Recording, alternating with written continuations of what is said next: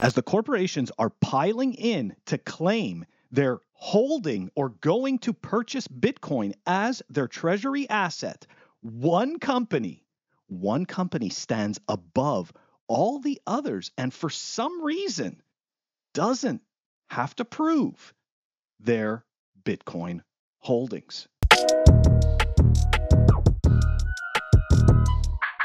Welcome back, everyone.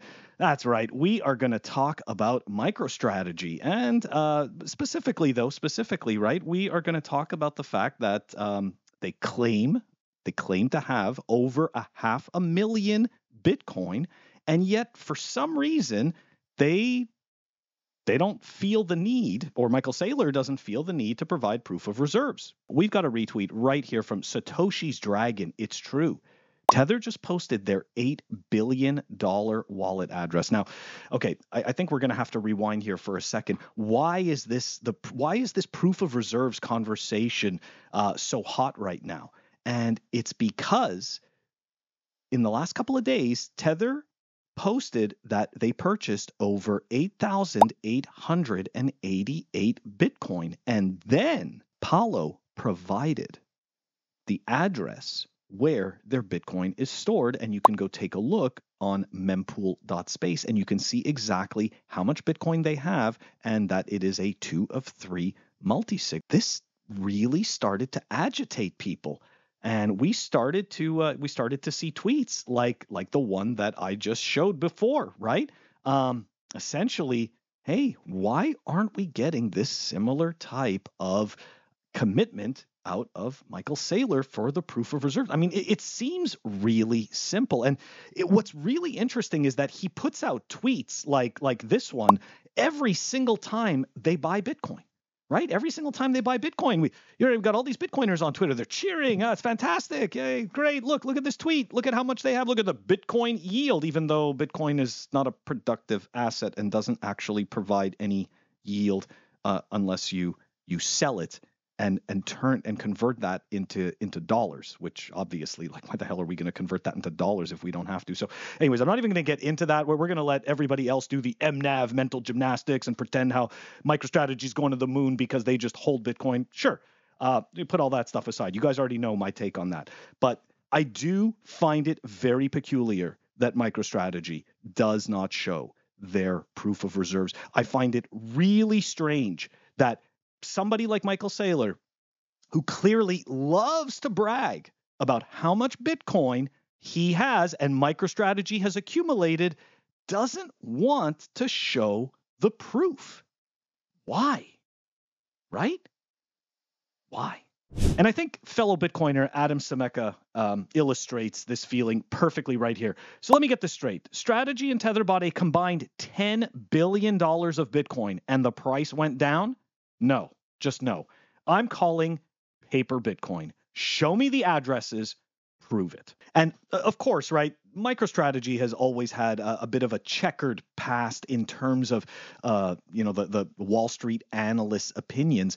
But I do want to point out that there is now a little bit more growing concern. We can see here, one analyst specifically said, it's going to become incrementally harder to raise money as financing gets more expensive. He's talking about MicroStrategy. MicroStrategy has sold stock, preferred stock, and bonds in order to buy Bitcoin. So while we were negative on several respects upon initiation, we have gained incremental confidence that the convertible issuance strategy is likely tapped. The firm began covering MicroStrategy on March 19th with a neutral rating. Anyways, look, I don't really, analysts, it doesn't make a difference. A lot of times analysts' expectations are just completely over the top, aren't really grounded in reality. Usually they're just hopping off of previous numbers. Let's give some love to the Pleb Underground sponsors. I don't have an actual ad read for this or anything. It just says, T. Selly says, fuck you, Greg.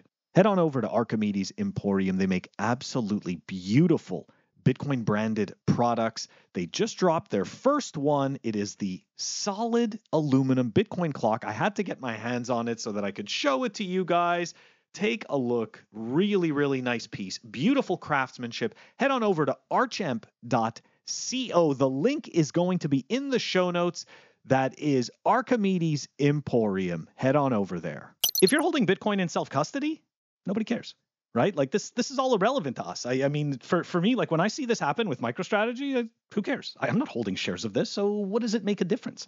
But unfortunately, in this particular cycle, there's been a whole bunch of TradFi people that have come to this space and have created this this logical hop that somehow holding MicroStrategy is exactly like holding Bitcoin. So look, as of right now, okay, the only confirmation that we actually have that MicroStrategy holds the Bitcoin that they say is their SEC filings and his tweets, his posts.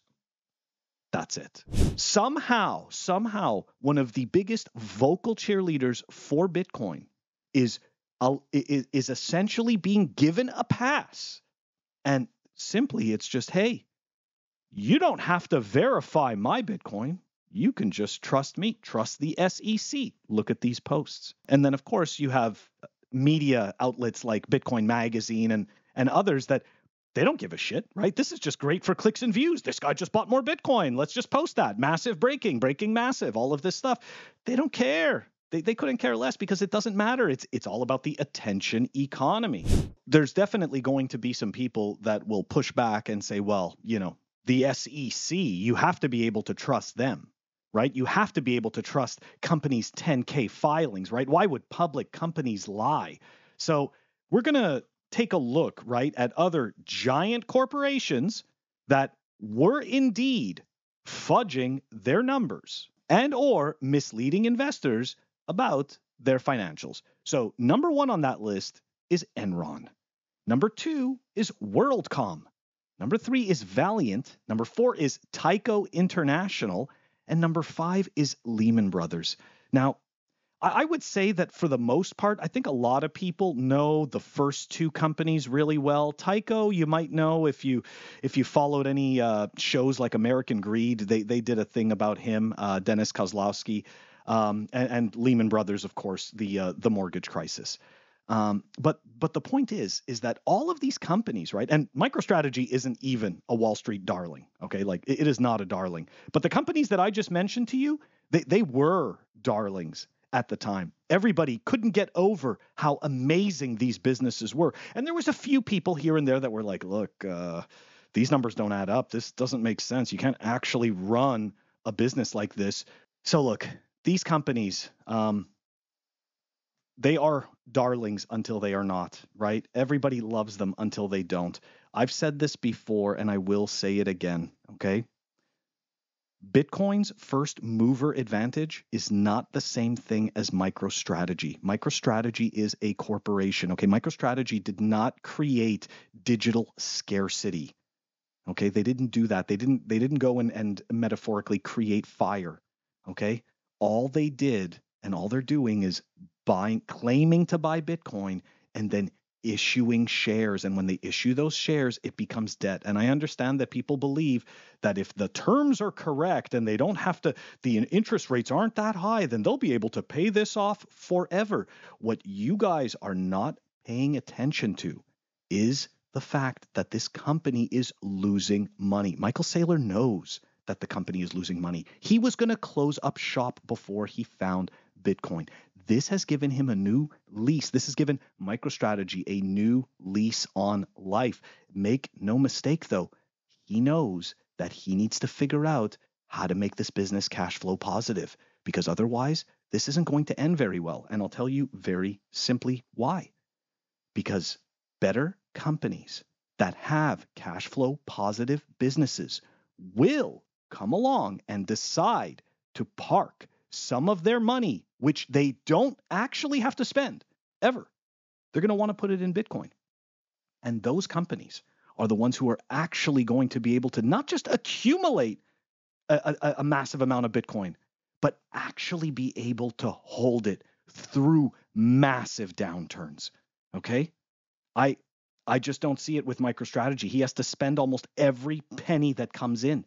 So I unfortunately, if we have a black swan event, which they happen all the time, so The black swan event is only a black swan event to the person experiencing it. But when we do, and we will, we absolutely will. That's the story of markets, booms and busts.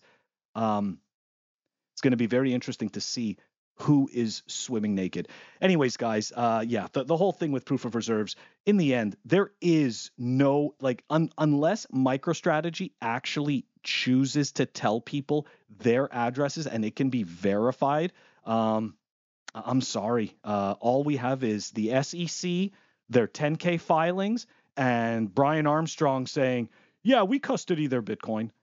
In all fairness, all those hopium posts that we see with Michael Saylor talking about how they bought more Bitcoin and they got more yield, that doesn't replace actual proof of reserves. A post is not proof. Anyways, guys, that's all I wanted to talk about today. Catch you on the next one.